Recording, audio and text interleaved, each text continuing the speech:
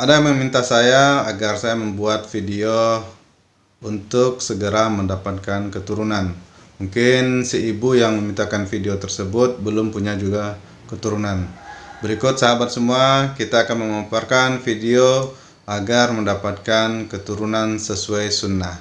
Tetap di channel ini.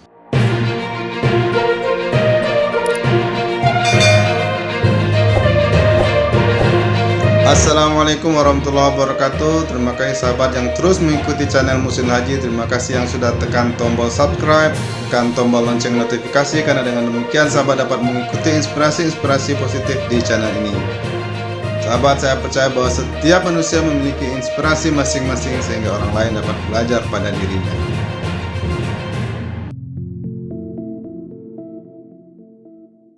Di pesan HP saya ada seorang ibu meminta saya agar membuat video agar mendapatkan keturunan. Mungkin saja si ibu ini adalah orang yang sudah lama belum mendapatkan keturunan.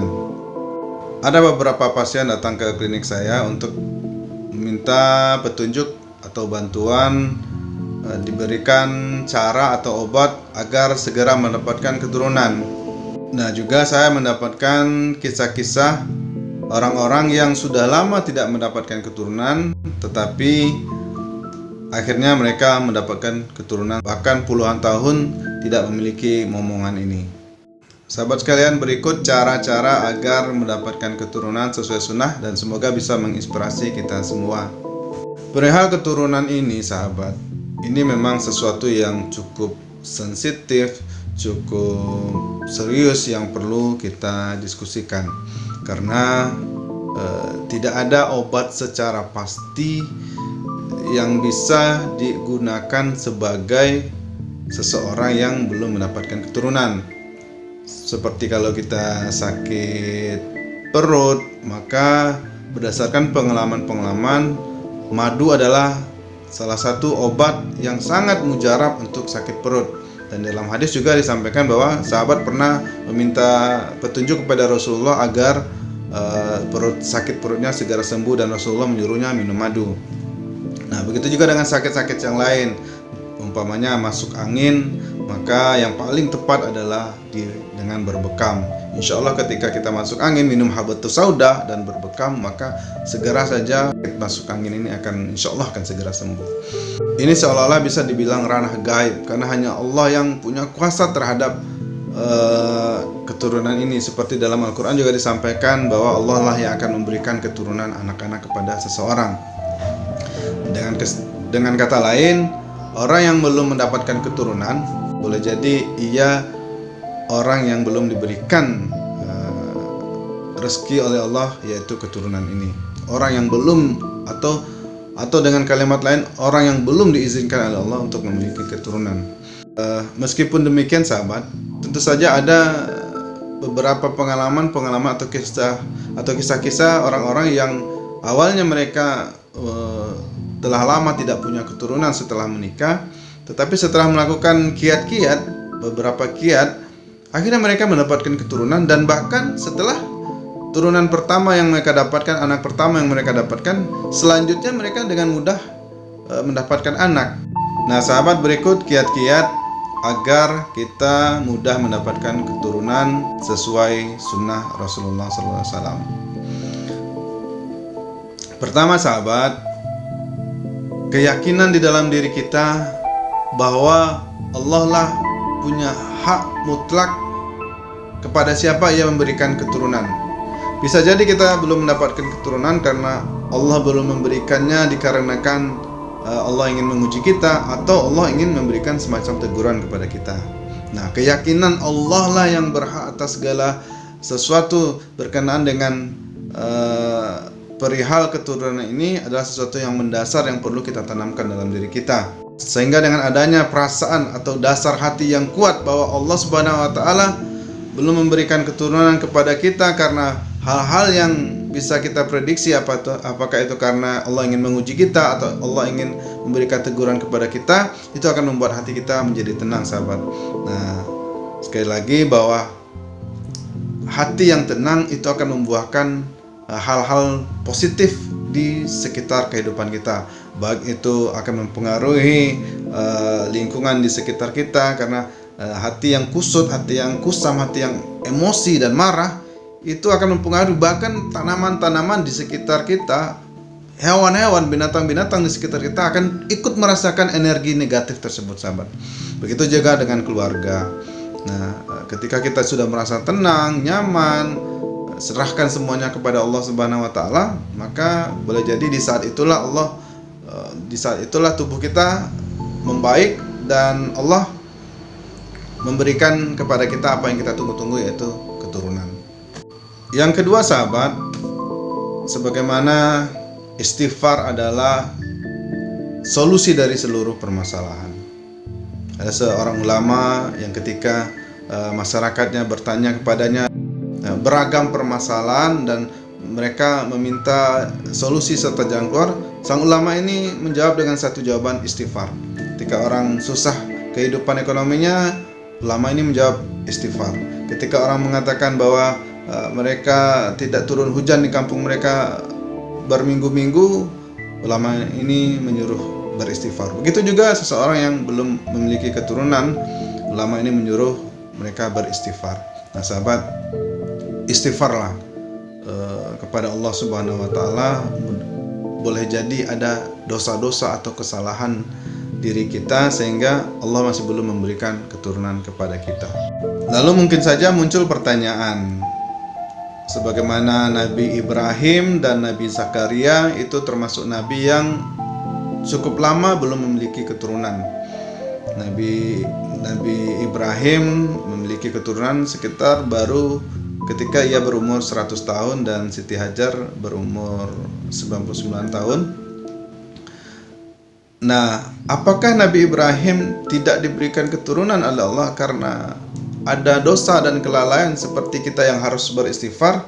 Nah, sahabat, makanya keyakinan bahwa Allah Subhanahu wa taala punya hak mutlak kepada siapa yang memberikan keturunan.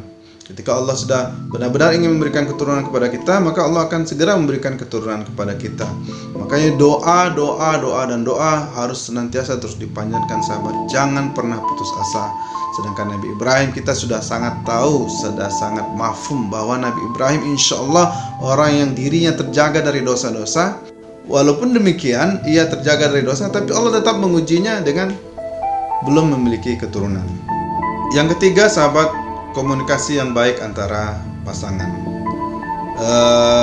Perihal kekurangan ini, sebuah rumah tangga suami istri yang belum mendapatkan keturunan, ini adalah sesuatu yang unik. Kenapa unik? Karena harus dua pihak yang berobat. Tidak bisa satu pihak saja ini diselesaikan urusan ini. Sebagaimana contoh, seseorang sakit perut, maka ia bisa sendiri berobat agar sakit perutnya sembuh. Tapi ketika berhubungan dengan masalah keturunan ini, itu harus kompak antara suami istri. Dia tidak bisa satu saja berobat atau satu saja berkomitmen, tidak bisa sama. Harus dua-duanya. Ketika ia menemukan solusi atau kiat-kiat agar mendapatkan keturunan, sang suami bersemangat agar dengan melakukan kiat-kiat tersebut, tapi mungkin saja istrinya tidak bersemangat sehingga tidak klop solusi yang ia dapatkan ini, atau sebaliknya istrinya bersemangat, suaminya tidak bersemangat sehingga tidak klop. Nah, harus ada dua jalur yang terus bergerak agar impian yang mereka impikan segera tercapai. Cukup sulit, sahabat, untuk menyatukan semangat ini, tetap semangat sampai ke ujung seperti Ibrahim, bahkan sampai 100 tahun baru punya keturunan. Nah, semangat ini karena sesuatu pengobatan harus dimulai dengan semangat. Nah, semangat ini menjaganya, sahabat, dua suami istri ini memang cukup rumit. Makanya kesabaran sangat diutamakan di sini ketika seorang ingin mengharapkan mendapatkan keturunan.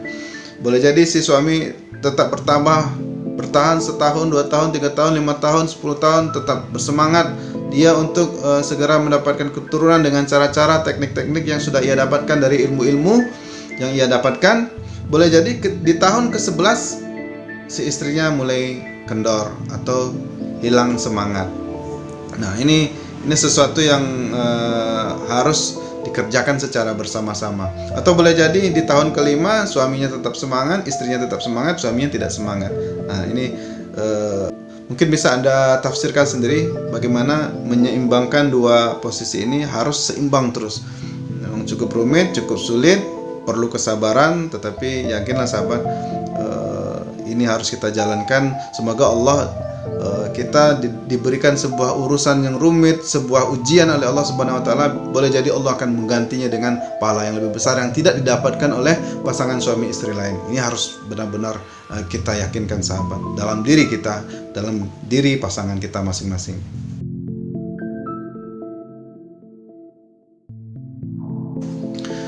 Nah, yang keempat sahabat, hal yang perlu kita perhatikan adalah kisah-kisah orang-orang yang sudah mendapatkan keturunan. Contohnya, saya mendapati ada pasangan suami istri yang cukup lama tidak mendapatkan keturunan. Selain beristighfar, selain yakin kepada Allah, selain memperbanyak ibadah, ada hal-hal yang mereka lakukan sehingga akhirnya mereka mendapatkan keturunan. Salah satu contoh, ada pasangan suami istri yang lama belum mendapatkan keturunan, lalu mereka mengkonsumsi habatus sauda 1 butir setiap hari. Jadi mereka tidak pernah luput dalam 1 hari minum habatus sauda. Apakah itu 1 butir atau 3 butir?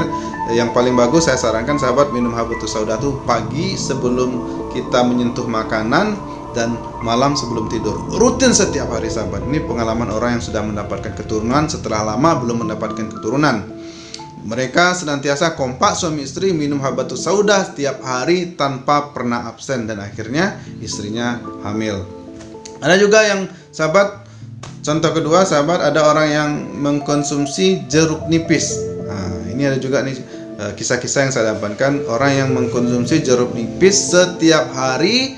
Seperti tadi sahabat, untuk minum obat tadi, ramuan-ramuan seperti ini harus kita minum pagi hari sebelum kita menyentuh makanan atau minuman sarapan ketika perut kosong, dan yang kedua malam hari sebelum kita tidur. Ini jeruk nipis, salah satu jalan keluar.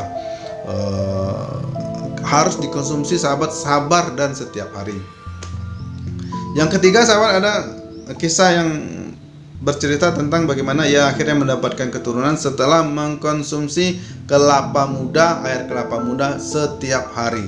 Jadi ia berusaha minum kelapa muda setiap hari dan akhirnya ia mendapatkan keturunan. Yang berikutnya sahabat, ada orang yang akhirnya mendapatkan keturunan setelah ia mengkonsumsi minuman pola cara yang diajarkan oleh Dr. Zaidul Akbar. Apa itu? Rempah-rempah, jahe, kunyit, lengkuas, ketumbar, serai, dicampur madu, dicampur jeruk nipis dan seterusnya, kita konsumsi setiap hari. Atau juga kita mengkonsumsi zuriat. Ini juga ada hadisnya, mengkonsumsi zuriat.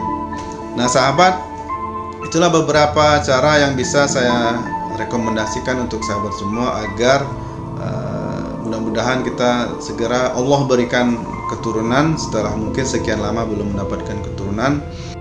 Demikianlah video kali ini, semoga bermanfaat. Assalamualaikum warahmatullahi wabarakatuh.